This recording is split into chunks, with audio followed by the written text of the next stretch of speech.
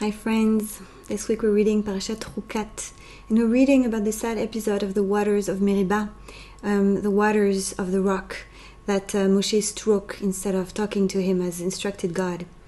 And the answer of God is quite strong. He's telling Moshe and Aaron that they won't marry to enter the land because of that, because instead of listening and trusting the instruction of the divine to speak to the rock, they struck the rock.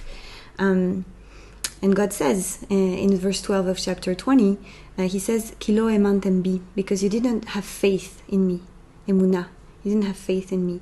And I think this is actually an attitude that we can all identify with, that sometimes some things seem so impossible, so unthinkable, that we try to go there with koach, with strength, instead of going with softness.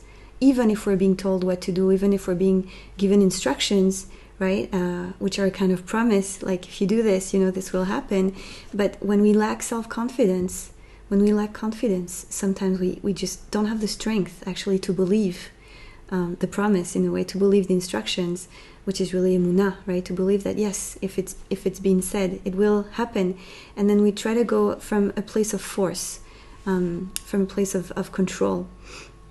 And here we see Moshe and Aaron behaving this way.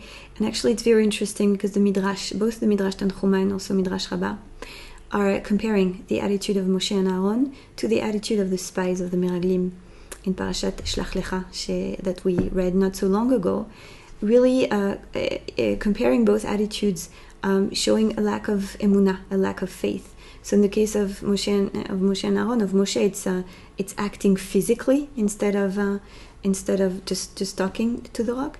And in the case of the Miraglim, it was about speaking their words, right?